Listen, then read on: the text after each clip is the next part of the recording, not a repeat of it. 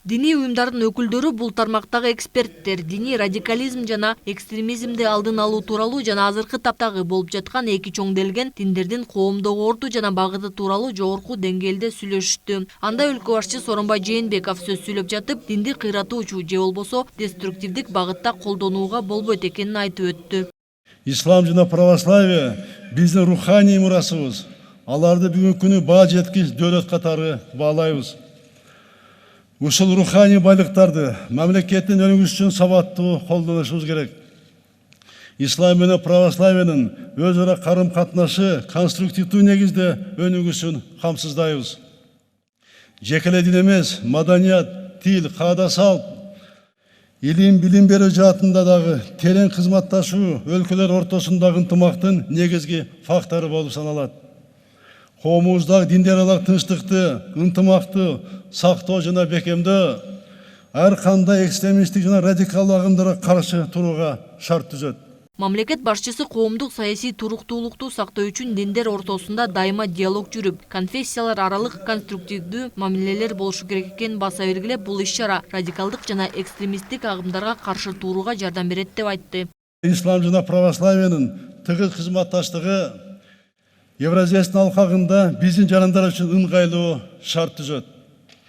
Бул биримдиктин алкагында элдерибиздин диний, маданий, социалдык өзгөчөлүктөрү сыйлоо менен кабыл алынат. Евразиялык мейкиндик жалпы тарыхка ээ болуу менен өз ара аракеттенүүнүн жанаша жашоонун орду болуп калат.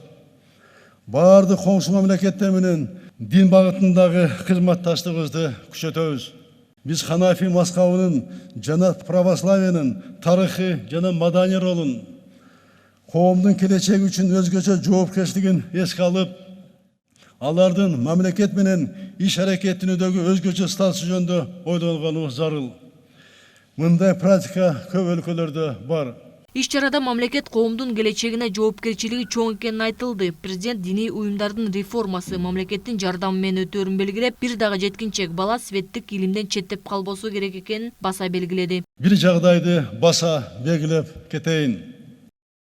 Бир дагы жеткинчек бала светтик илимден чектөө калбоо керек. Биздин конституциябыздын 45-беренесинде негизги жалпы билим алуу милдеттүү деп так жана даана жазылып турат.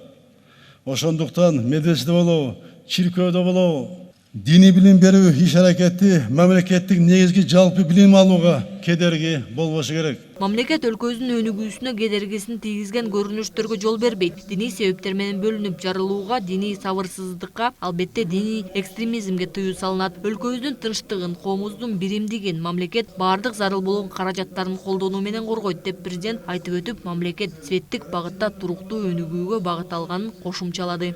Кыргызстан является многоэтническим и многоконфессиональным государством. Кыргызстан көп этностуу жана көп конфессиялуу мамлекет болуп саналат. Бизде диний чөйрөнүн эркин өнүгүүсү үчүн бардык шарттар түзүлгөн, а бир эркиндигин жана дин тутуу эркиндигин камсыз кылуу мамлекет тарабынан кепилденет. Конституция боюнча мамлекетибиз светтик багытта туруктуу өнүгүүгө багыт алган. Государственное управление.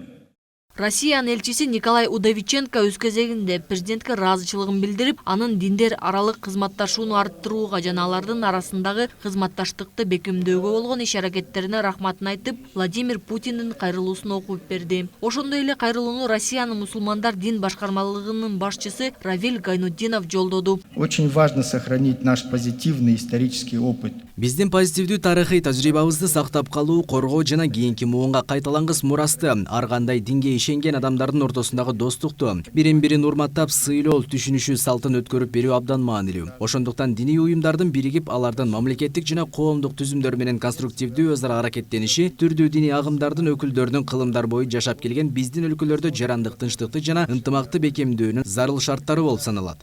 Так и в духовной сфере наше движение навстречу друг другу. Биздин бири-бирибизге кылган мамилебиз жана бул тармакта өз ара кызматташтыгыбыз көптөгөн ийгиликтерге жетелейт. Ислам жана христиандык башка дүйнөлүк диндер сыяктуу эле фундаменталдуу гумандуулук баалуулуктарга жогорку мааниге ээ болгон, жакынына ырайым кылуу жана сүйүүгө, адилеттүүлүккө жана инсанга урмат кылууга негизделген. Конференциянын ар бир катышуучусуна ийгилик каалайм. Биздин өлкөнүн 90%-ын мусулмандар түзөт, бирок бул убакытка чейин бир да жолу диний багытта түшүнбөстүктөр болгон эмес деп билдирди муфтий Максат Ажи Токтомушев. А напротив, всегда сохранялся мир и спокойствие дружба, единство. Биз тескерисинче ар дайым башка диндин өкүлдөрү менен тынчтыкта жана достукта түшүнүшүү менен жашап келгенбиз. Бул биздин приоритетибиз. Анткени бул берене Кыргызстандын конституциясынын нормалары менен корголгон. Анда ар бир адамга дин тутуу укугу киргизилген. Человека на вероисповедание. Мындай конференция буга чейин 2 жолу өткөн жана ислам светтик өлкөдө аталышындагы иш-чаранын уландысы болуп саналат. Жибек Шишимбиева, Нурдан Карыпбеков, Пирамида.